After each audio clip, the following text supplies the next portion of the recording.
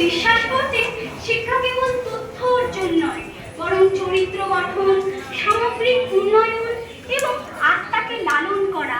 শিক্ষা প্রসারে তিনি নিরন্তর চেষ্টা করেছেন।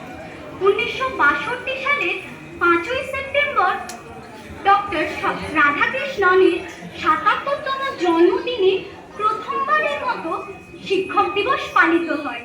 সেই ধারা অব্যাহত রেখে এই মহান শিক্ষককে শ্রদ্ধা জানাতে তথা সকল শিক্ষক শিক্ষিকা এবং শিক্ষাবিদকে শ্রদ্ধা জানাতে এই দিনটি পালিত হয়ে আসছে। আজ সেই বিশেষ দিন উদযাপনের উদ্দেশ্যেই একত্রিত হয়েছি আমরা। শিক্ষক শিক্ষিকাগণকে শ্রদ্ধা জ্ঞাপন এবং তারপর মনোজ্ঞ একটি অনুষ্ঠানের মধ্যে দিয়ে দিনটি পালন করব আমরা। অনুষ্ঠান শুরু করব উদ্বোধনী সঙ্গীতের মধ্যে দিয়ে।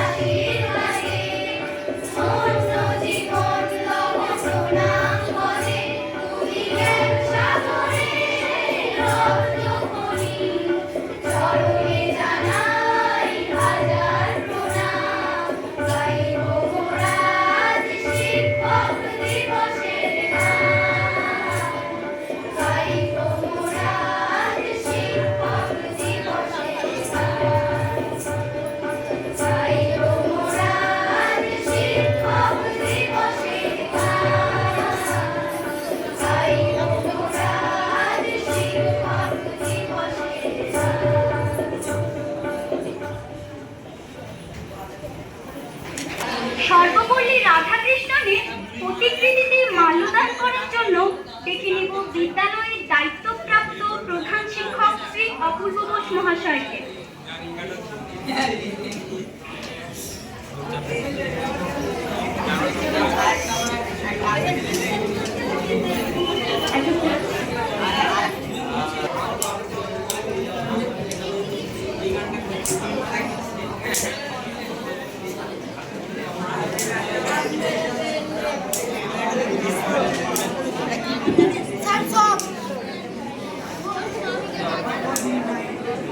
Hands up!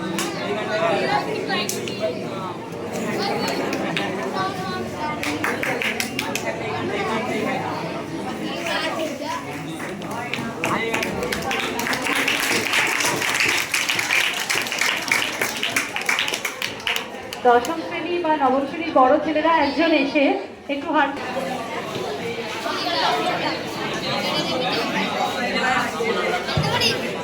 হ্যালো, এখন আজকের দিনটির গুরুত্ব সম্পর্কে কিছু বক্তব্য রাখার জন্য স্যারকে আমি অনুরোধ করব।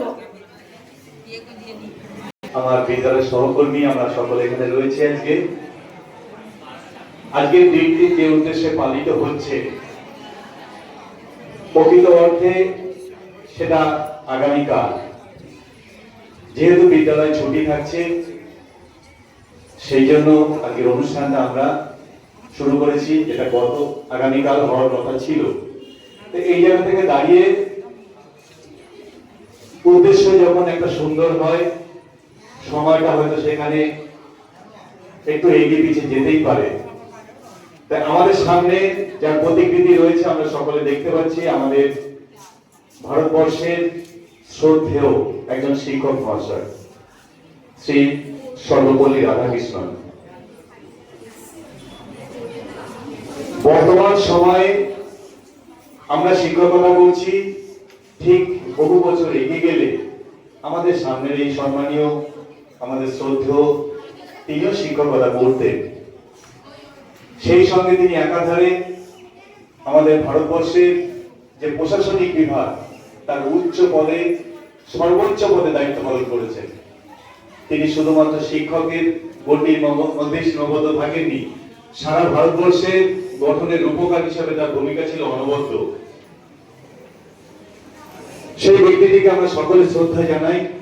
শুধু তাকে নয়, আমাদের চলার পথে প্রতি মুহূর্তে আমরা যাদের কাছ থেকে কিছু না কিছু শিখি, সকলেই কিন্তু আমাদের শিক্ষক। প্রথাগত গতানুগতিক ভাবে আমরা যারা বিদ্যালয়ে শিক্ষকতা করি অথবা তোমরা প্রাইভেট টিউশন পড়তে যাও, তাদেরকে একটা প্রথাগত শিক্ষক একটা ভূমিকা আমরা পালন করি।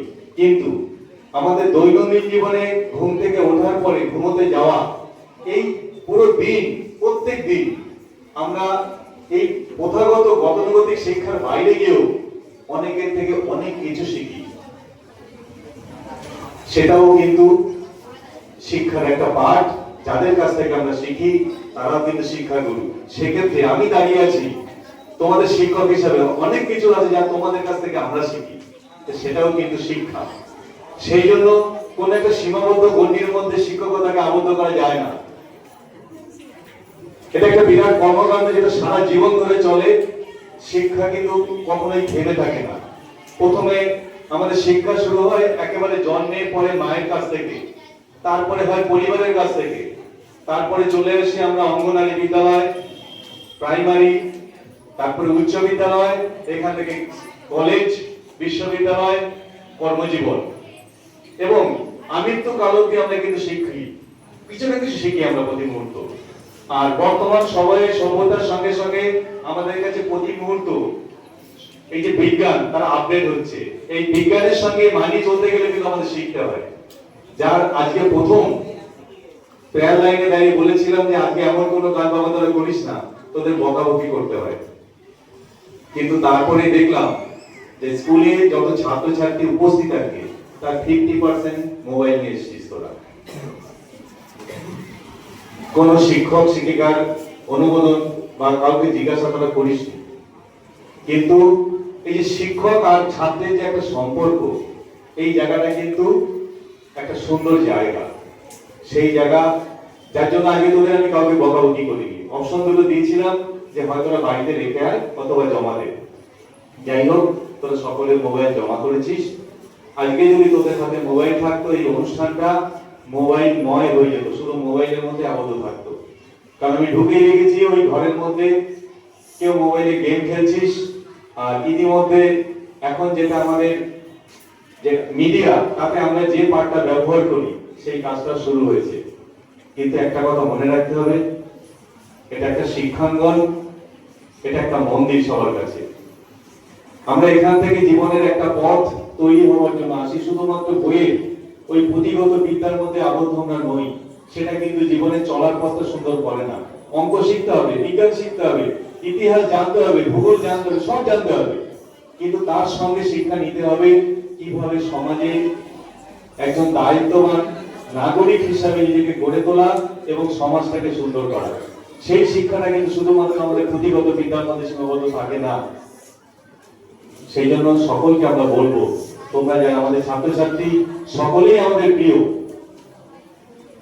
প্রত্যেকেই প্রিয়। এমন নয় যে ফার্স্ট বয় তাকে আমরা খুব বেশি ভালোবাসি, যে সবার শেষে রেজাল্ট করে তাকে আমরা একদম ভালোবাসি না, এটা কিন্তু কখনোই হয় না। তোমাদের প্রত্যেকের মধ্যে কিছু না কিছু অত্যন্ত উৎকর্ষ গুণ আছে, যেটা হয়তো তোমরা সকলে চিনতে পারো না, আর কাজের মধ্যে না গেলে সেটা আমাদের পক্ষে সবসময় বোঝা সম্ভব হয় না। তাই যে অঙ্কে 100-তে 100 পায়, আবার যে অঙ্কে 80 পায় বা 50 পায় বা 30 পায়, তার মধ্যে কিন্তু এমন কিছু গুণ আছে যে ওই অঙ্কে যে 100 পায় তাকে ছাড়িয়ে যেতে পারে। এমন উদাহরণ কিন্তু ভরি ভরি রয়েছে সারা পৃথিবী জুড়ে। অনেক বড় লেখক যে নোবেল পেয়েছে সে হয়তো কলেজের গণ্ডিতে যায়নি, অনেক বড় বিজ্ঞানী সেই স্কুলের গণ্ডিতে না গিয়েও কিন্তু বড় বিজ্ঞানী হয়েছে পরবর্তীকালে, শুধু তার মেধা এবং তার গুণকে কাজে লাগিয়ে। এটাই আমি বলছি যে তোমাদেরও সেই প্রত্যেকের মধ্যে কিন্তু অতিমানবীয় বা একটা উৎকর্ষ একটা গুণ আছে, যেটা যদি তোমরা নিজেকে চিনতে পারো, আগামী দিনে তোমরা কিন্তু নিজেকে অনেক উচ্চতায় নিয়ে পৌঁছবে এবং আগামী দিন তোমরা একজন দায়িত্ববান নাগরিক হবে। আগামী দিন তোমরাও যে শিক্ষকতার প্রফেশন তোমরা আসো, তোমাদের মধ্যে দিয়ে হাজার হাজার ছেলেমেয়ে তৈরি হবে। সেই জন্য সেইভাবে নিজেকে তৈরি করো। আর এই শিক্ষক দিবসের একটা সুন্দর যে আঙ্গন তোমরা তৈরি করেছো, যেটা শুরু করেছো, অনুষ্ঠান আমাদের এগিয়ে চলেছে। এই অনুষ্ঠান আরো সুন্দর হোক, আগামী দিনে তোমাদের অংশগ্রহণ সেখানে আরো বাড়ুক। 1 জন 2 জন 5 জন 10 জন নয়, বিদ্যালয়ের সব ছাত্রছাত্রী যেদিন এই অনুষ্ঠানে অংশগ্রহণ করবে সেদিন হবে এই অনুষ্ঠান আরো বেশি সুন্দর। এই বলে আমি বক্তব্য শেষ করলাম। ধন্যবাদ।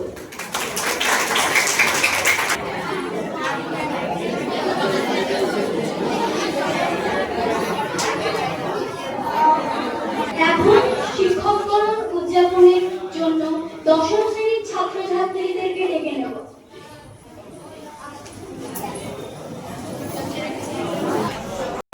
আমরা নানান সুখ দুঃখের মুহূর্তের সাক্ষী হই।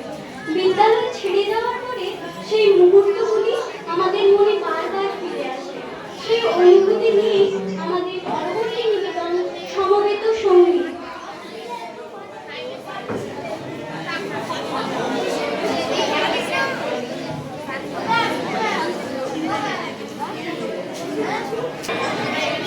সবাইকে চুপ করো।